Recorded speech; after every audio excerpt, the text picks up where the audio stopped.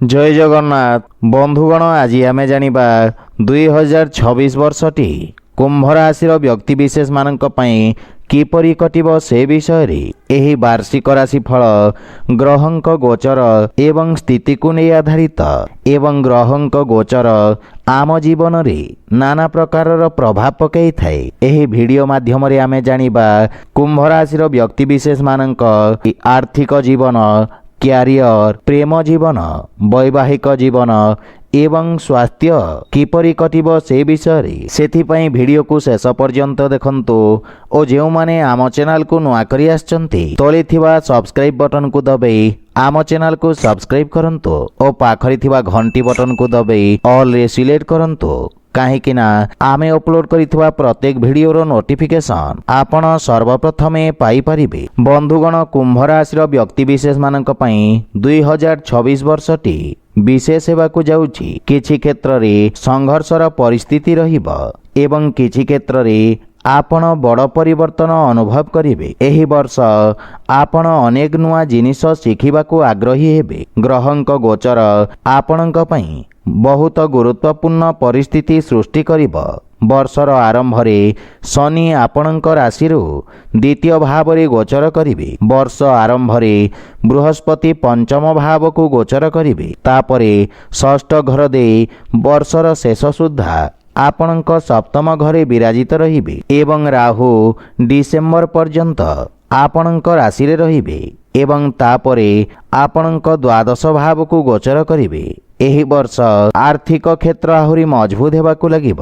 बड़ आर्थिक चिंता रहिब नहीं, किंतु आपणको निज खर्च प्रति सावधान रहिबाकु पड़िब।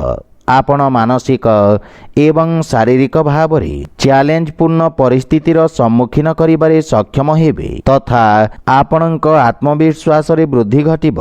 विदेश यात्रा वृद्धि एवं विशेष अभिवृद्धि सहित आध्यात्मिक विकास पई समय अनुकूल रहिब। शिक्षा एवं बुद्धिमत्ता वृद्धि पाइब एवं छात्र छात्री माने उपकृत हेबे। वर्षर मध्य भाग रे आपणक वृत्तिगत जीवन रे चैलेंज देखा दे पारे। वर्षर शेष भाग रे आपणक व्यवसाय एवं व्यक्तिगत जीवन रे भल समयर संकेत रहिछि जहा आपणको खुशी प्रदान करिब। आपण दान, धार्मिक कार्यकलाप एवं आध्यात्मिक कार्यकलाप रे आग्रही हेबे। एही वर्ष कुंभ राशि व्यक्तिविशेष मानक पई नूतन स्टार्टअप आरंभ करिबा पई उत्तम सुजोग रहिब। जेउ माने सरकारी किंबा बेसरकारी चाकरी करिबाकु चाहंती सेमाने मध्य सेमानंक प्रयास रे सफलता पाइबे। एही वर्ष आपणक व्यवसाय एवं कैरियर क्षेत्र रे भल अभिवृद्धि आनिब। वर्षर प्रारंभ रे बृहस्पति एवं शनिक प्रभाव आपणको लाभ प्रदान करिब एवं आपण कार्य रे नूतन सफलता अर्जन करिवे। आपण करिथिबा कठिन परिश्रम सकारात्मक परिणाम प्रदान करिब।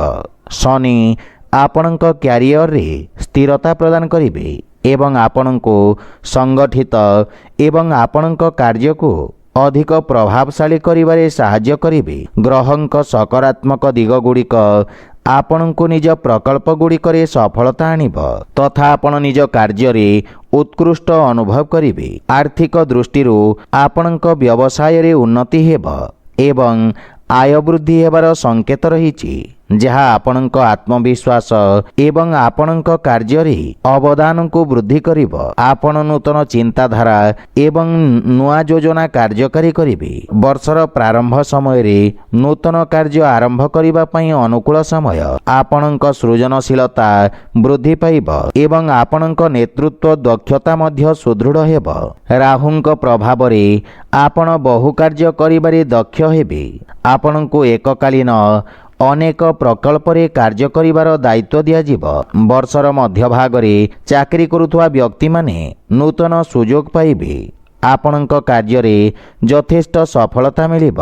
पदोन्नति, स्थानांतरण एवं विभाग परिवर्तन एवं नूतन पदवी रे आपण आगरे रहिबे। तथापि एही समय मध्यरे प्रतियोगिता मध्य वृद्धि पाइब जहा फल रे आपणको अधिक परिश्रम करिबाकु पड़िब। वर्षर शेष भाग रे ଆପଣ ନୂତନ ବ୍ୟବସାୟିକ ସହଭାଗିତା ପାଇବେ ଏବଂ ଆପଣଙ୍କ ବ୍ୟବସାୟର ବିସ୍ତାର ହେବ। ଆପଣଙ୍କ ସାଥୀ ଆପଣଙ୍କ ପାଇଁ କିଛି ନୂତନ ସୁଯୋଗ ଆଣିବେ। ରାହୁ ଏବଂ କେତୁଙ୍କ ପ୍ରଭାବ କାରଣରୁ ଆପଣଙ୍କ ବ୍ୟବସାୟିକ ସହଭାଗିତା ସହିତ ଆପଣଙ୍କ ସମ୍ପର୍କରେ ମତଭେଦ ଦେଖାଦେଇପାରେ, କିନ୍ତୁ ଡିସେମ୍ବର ଆରମ୍ଭ ସୁଦ୍ଧା ଏହା ସମାଧାନ ହେବ ଏବଂ ଆପଣ ସନ୍ତୁଳନ ଫେରି ପାଇବେ। ତଥା କ୍ୟାରିୟର ଦୃଷ୍ଟିରୁ ଏହି ବର୍ଷ ମାନସିକ ଭାବରେ ଚ୍ୟାଲେଞ୍ଜପୂର୍ଣ୍ଣ ହେବ। ମାନସିକ ଚାପ ଦ୍ୱନ୍ଦ୍ୱ ଆପଣଙ୍କୁ ନିରନ୍ତର ପରୀକ୍ଷା କରିବ ଏବଂ ଚାପପୂର୍ଣ୍ଣ ପରିସ୍ଥିତିକୁ ଦୂର କରି ଆପଣ ବିଜୟୀ ହେବେ। ସେହିପରି 2026 ବର୍ଷଟି କୁମ୍ଭ ରାଶିର ବ୍ୟକ୍ତିମାନଙ୍କ ପାଇଁ ଆର୍ଥିକ କ୍ଷେତ୍ରରେ ଭଲ ପ୍ରାରମ୍ଭିକ ସଫଳତା ଆଣିବ, ଯଦିଓ ଏହି ବର୍ଷ ମିଶ୍ରିତ ଫଳାଫଳ ଆଣିବ। ସାମଗ୍ରିକ ଭାବରେ ଆପଣଙ୍କ ଆର୍ଥିକ ସମସ୍ୟାର ସମାଧାନ ଏବଂ ଆର୍ଥିକ ଉନ୍ନତି ହେବ। ବର୍ଷର ପ୍ରାରମ୍ଭରେ ଆପଣଙ୍କ ବ୍ୟବସାୟିକ ଆୟର ଉତ୍ସ ବୃଦ୍ଧି ପାଇବ। ଅନୁକୂଳ ବ୍ୟବସାୟିକ ପରିବେଶ ଆପଣଙ୍କ ସଞ୍ଚିତ ଧନକୁ ବୃଦ୍ଧି କରିବ ଏବଂ ଆପଣଙ୍କ ପାଖରେ ଏକ ନୂତନ ଷ୍ଟାର୍ଟଅପ୍ ଆରମ୍ଭ କରିବା ପାଇଁ ପାଣ୍ଠି ରହିବ। ପୂର୍ବରୁ କରାଯାଇଥିବା ନିବେଶରୁ ମଧ୍ୟ ଆପଣ ଉତ୍ତମ ଲାଭ ପରିଣାମ ପାଇପାରିବେ। ବୃହସ୍ପତିଙ୍କ ପ୍ରଭାବ ଆପଣଙ୍କୁ ଆର୍ଥିକ ନିଷ୍ପତ୍ତି ନେବାରେ ସାହାଯ୍ୟ କରିବ। ଆପଣଙ୍କ ସାଥୀ ମଧ୍ୟ ଆର୍ଥିକ, ବ୍ୟାପାର ଏବଂ ସଞ୍ଚୟରେ ଗୁରୁତ୍ୱପୂର୍ଣ୍ଣ ଭୂମିକା ଗ୍ରହଣ କରିବେ। ବର୍ଷର ପ୍ରାରମ୍ଭରେ ବିଳାସପୂର୍ଣ୍ଣ ଜିନିଷ, ଯାନବାହନ, ସମ୍ପତ୍ତି, ଅଳଙ୍କାର ଏବଂ ଧନ ସଂଗ୍ରହ କରିବାରେ ଆପଣ ସକ୍ଷମ ହେବେ। ଏହି ବର୍ଷ ଧାର୍ମିକ ସମାରୋହ ପାଇଁ ମଧ୍ୟ ଆପଣ ଖର୍ଚ୍ଚ କରିବେ, କିନ୍ତୁ ବର୍ଷର ମଧ୍ୟଭାଗରେ ଆପଣଙ୍କ ଅତିରିକ୍ତ ଖର୍ଚ୍ଚରେ ବୃଦ୍ଧି ଘଟିବ, ଯାହାକୁ ନିୟନ୍ତ୍ରଣ କରିବା ଆପଣଙ୍କ ପାଇଁ ସାମାନ୍ୟ କଷ୍ଟକର ହେବ। ଆପଣ କିଛି ବଡ଼ କ୍ରୟ କରିବା ପାଇଁ ଋଣ ନେବାକୁ ମଧ୍ୟ ଯୋଜନା କରିପାରନ୍ତି, କିନ୍ତୁ ଆପଣଙ୍କୁ ନିଜ ଯୋଜନାଗୁଡ଼ିକୁ ସତର୍କତା ସହିତ ମୂଲ୍ୟାଙ୍କନ କରିବାକୁ ପଡ଼ିବ। ଆପଣ କିପରି ଋଣ ପରିଶୋଧ କରିପାରିବେ ତାହା ଆକଳନ କରିବାକୁ ପଡ଼ିବ। ବର୍ଷର ଶେଷ ଭାଗରେ ପରିସ୍ଥିତିରେ ଉନ୍ନତି ହେବ। ଅକ୍ଟୋବରରୁ ସପ୍ତମ ଘରେ ବୃହସ୍ପତିଙ୍କ ପ୍ରବେଶ ଧୀରେ ଧୀରେ ଆର୍ଥିକ ଚ୍ୟାଲେଞ୍ଜର ସମାଧାନ କରିବ। ଅଟକି ରହିଥିବା ପାଣ୍ଠି ପୁନରୁଦ୍ଧାର ହେବ। କାର୍ଯ୍ୟକ୍ଷେତ୍ରରେ ସଫଳତା ମିଳିବ। ବ୍ୟବସାୟ ଏବଂ ଚାକିରିରେ ପଦୋନ୍ନତି ହେବ ଏବଂ ଆର୍ଥିକ ସ୍ଥିତି ଆହୁରି ମଜବୁତ ହେବାକୁ ଲାଗିବ। ପ୍ରେମ ଓ ବୈବାହିକ ଜୀବନ ଦୃଷ୍ଟିରୁ କୁମ୍ଭ ରାଶିର ବ୍ୟକ୍ତିମାନଙ୍କୁ ବିଶେଷ ସକାରାତ୍ମକ ପରିଣାମ ପ୍ରାପ୍ତି ହେବ। ବୃହସ୍ପତିଙ୍କ ପ୍ରଭାବରେ ବର୍ଷର ପ୍ରାରମ୍ଭରେ ଆପଣଙ୍କ ପ୍ରେମ ଜୀବନ ବହୁତ ଭଲ ରହିବ। ପ୍ରେମରେ ସ୍ଥିର ଏବଂ ପ୍ରେମ ଭାବ ବୃଦ୍ଧି ପାଇବ। ବିବାହିତ ଦମ୍ପତିମାନେ ମଧ୍ୟ ପ୍ରେମ ଏବଂ ସ୍ଥିରତା ଅନୁଭବ କରିବେ। ତଥାପି ରାହୁ ଏବଂ କେତୁଙ୍କ ପ୍ରଭାବ ବୈବାହିକ ଜୀବନରେ ଅସୁବିଧା ସୃଷ୍ଟି କରିବ ଏବଂ ଗୋଟିଏ ସମୟରେ ପ୍ରେମ ବିବାହ ପାଇଁ ପରିସ୍ଥିତି ସୃଷ୍ଟି କରିବ। ଆପଣଙ୍କ ପ୍ରେମ ଜୀବନରେ ସକାରାତ୍ମକ ପରିବର୍ତ୍ତନ ଆସିବ। ପ୍ରେମୀଙ୍କ ସହିତ ଗଭୀର ଭାବପ୍ରବଣ ସମ୍ପର୍କ ଆପଣଙ୍କୁ ଖୁସି ପ୍ରଦାନ କରିବ। ବୃହସ୍ପତିଙ୍କ ପ୍ରଭାବ ଯୋଗୁଁ ଅବିବାହିତ ବ୍ୟକ୍ତିମାନେ ନୂତନ ସମ୍ପର୍କ ପାଇବେ ଏବଂ ଆପଣଙ୍କ ହୃଦୟରେ ପ୍ରେମର ଭାବନା ସୃଷ୍ଟି ହେବ। ରାହୁ ଏବଂ କେତୁଙ୍କ ପ୍ରଭାବ ବ୍ୟତୀତ ବର୍ଷର ପ୍ରଥମାର୍ଦ୍ଧ ପ୍ରେମ ଏବଂ ବିବାହ ସମ୍ପର୍କରେ ବହୁତ ସକାରାତ୍ମକ ପରିଣାମ ପ୍ରଦାନ କରିବ।